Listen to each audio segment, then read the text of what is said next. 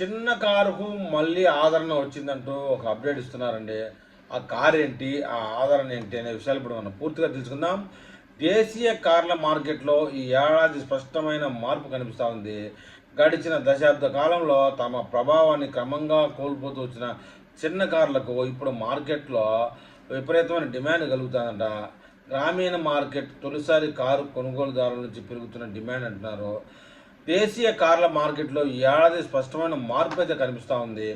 గడిచిన దశాబ్ద కాలంలో చాలా రకాల చిన్న కార్లు ప్రభావాన్ని క్రమంగా కోల్పోతూ వచ్చి, అయితే ఇప్పుడు చిన్న కార్లకు మళ్ళీ మార్కెట్ ఆదరణ పెరుగుతా ఉంది.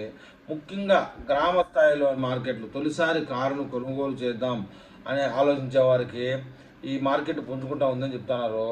ఈ నెలలో మారుతి సుజుకి చిన్న కార్ల ఆల్టో విక్రయాలు వార్షిక ప్రతిపాదకన 90%, ఎక్స్ప్రోసెస్ అమ్మకాలు 254%, సిలోరియా సేల్స్ 62% వృద్ధి చెందడమే ఇందుకు నిదర్శనం.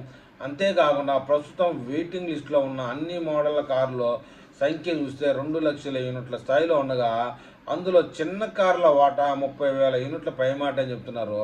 చిన్న హ్యాచ్ బ్యాక్ విభాగాల్లో అవకాశాలను అందిపుచ్చుకోవడంతో పాటు ఈ మోడళ్ల పునరుద్ధరణలోనూ Maruti Suzuki, Tata motor passenger vehicles TMPV ముందంజలో ఉన్నాయి. మిగతా కంపెనీలు ఈ భాగంలో మళ్ళీ దృష్టి పెట్టాలని చెప్తున్నారు. చిన్న కార్ల గిరాకీకి దోహదపడుతున్న అంశాలు ఏంటి అంటే, ప్రీమియం వేజింగ్తో పాటు కార్ల ధరలు ఏటాటా పెరుగుతూ రావడంతో ఎస్యూవి మోడళ్లు మధ్యతరగతి వారికి అందుబాటులో లేకుండా పోవడం ఒక కారణం. ఇందుకు తోడు చిన్న కారణాలతో పోలిస్తే ఎస్యూవీల ధరలతో పాటు వాటి నిర్వహణ ఖర్చు కూడా ఎక్కువే.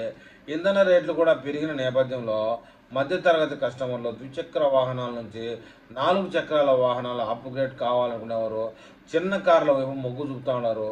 అందుబాటు ధర, అధిక మైలేజ్, తక్కువ నిర్వహణ ఖర్చు వంటి అంశాలు ఇందుకు ముఖ్య కారణం అని చెప్పొచ్చు. గత ఏడాది కేంద్ర ప్రభుత్వం చిన్న కార్లపై జిఎస్టీ గణనీయంగా తగ్గించడం గిరాకీ బుకింగ్స్ పెరుగుదలకు తోడ్పడ్డాయని చెప్తున్నారు. జిఎస్టీ తగ్గింపుతోనే జోష్ వచ్చిందంటే అవునని అంటున్నారండి. గత ఏడాది సెప్టెంబర్లో జిఎస్టీ తగ్గింపుతో కార్ల విక్రయాలు మళ్ళీ ఊపందుకుంటూ ఉన్నాయి.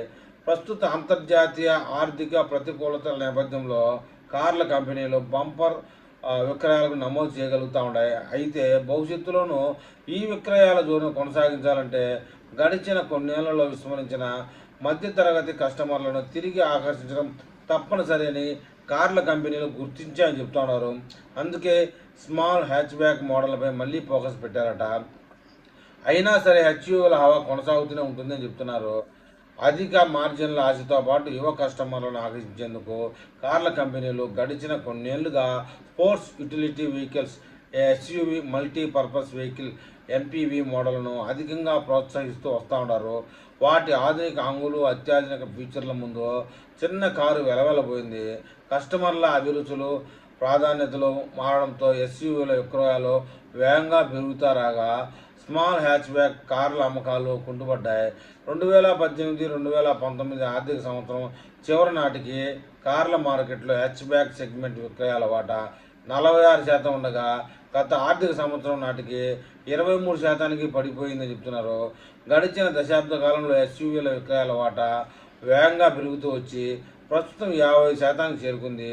ఎస్యూవీల ఎంపీవీల వాటా మొత్తం 68% నమోదైంది. మున్ముందు వీటి హవా కొనసాగుతుందని, చిన్న హ్యాచ్బ్యాక్ కార్లకు మళ్ళీ గిరాకీ పెరుగుతుందని, ఈ విభాగానికి పూర్వ వైభవం కష్టమేనని మార్కెట్లో విశ్లేషకులు పేర్కొన్నారండి.